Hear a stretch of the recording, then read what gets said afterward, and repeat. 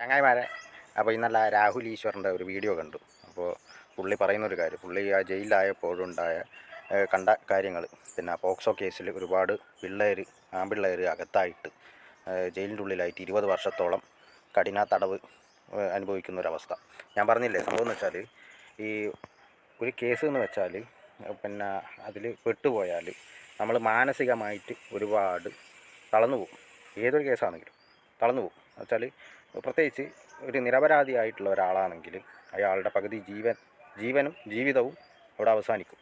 അപ്പോൾ പറഞ്ഞതെന്ന് പറഞ്ഞാൽ +2 ആ സമയത്തൊക്കെ ഉണ്ടായ പ്രണയങ്ങൾ പെൺവീട്ടുകാരുടെ നിർബന്ധത്തിൽ അത് ഒഴിവാക്കാൻ പറഞ്ഞിട്ട് ആ ഒരു ശല്യം ഒഴിവാക്കാൻ വേണ്ടിയിട്ട് പോക്സോ കേസിൽ കുടുക്കിയിട്ട് ആ ആൺകുട്ടീനെ അകത്താക്കും.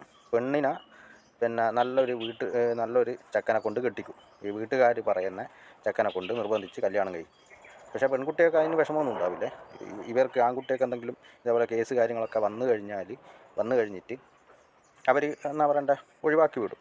അത് എന്ന് പറഞ്ഞാൽ പിന്നെ പോക്സോ കേസ് എന്നൊക്കെ പറഞ്ഞാൽ എല്ലാവരും ഒഴിവാക്കി വിടും.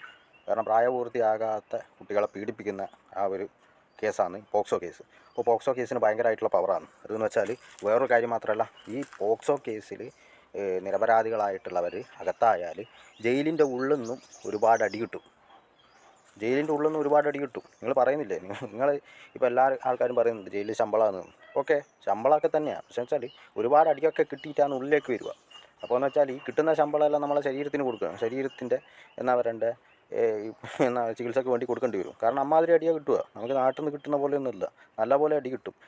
എവിടെയാണ് എന്താണെന്ന് ചിന്തിക്കാണ്ടാന്നായിരിക്കും ആൾക്കാരടിക്കുക. കാരണം ഒരു പ്രതിയായാൽ ഓൻ പ്രതി തന്നെ, അതിൻ്റെ പിന്നെ പിൻവശം ഒന്നും ചിന്തിക്കില്ല. എങ്ങനെയാണത് ഇതിൽ പെട്ടുപോയത്, അത് നിരപരാധിയാണോ, പിന്നെ അഥവാ ശരിയായ പ്രതിയാണോ, അങ്ങനെയൊക്കെ.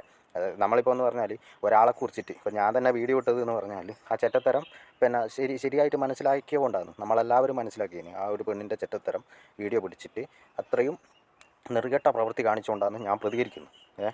അപ്പോൾ അത് ഇന്നലെ എനിക്കൊരു കണ്ടേരം വല്ലാത്തൊരു വിഷമമായി. കാരണം വെച്ചാൽ നമ്മളെയൊക്കെ പെടുത്താൻ വേണ്ടിയിട്ട് ഒരുപാട് പേര് ഇതേപോലെയുള്ള പോക്സോവും മറ്റുള്ള കേസുകളൊക്കെ പിന്നെ ഉണ്ടാക്കുന്നത്.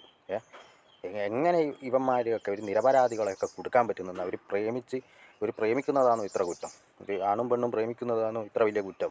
ഇവരുടെ മാതാപിതാക്കളൊക്കെ പിന്നെ എന്നാ പറയണ്ടേ, ഇതിലും പിന്നെ പുറ കളി കളിച്ചിട്ടൊക്കെ ആയിരിക്കും പ്രേമിച്ച് നടന്നിട്ടുണ്ടാവുക. അപ്പോൾ അവരുടെ അച്ഛനും അമ്മയും കൊടുക്കാത്തത് അവർ എന്താ പറയണ്ടേ, ഇത് മോശം ഒരു പ്രവൃത്തിയാണ്. അങ്ങനെ കുടുക്കിയിട്ടൊന്നും ചെയ്യേണ്ട എന്നുള്ളതാണ്. പക്ഷേ ഇപ്പോഴുള്ളവർ എന്ന് പറഞ്ഞാൽ ആ ആൺകുട്ടീനെ ജയിലിലാക്കി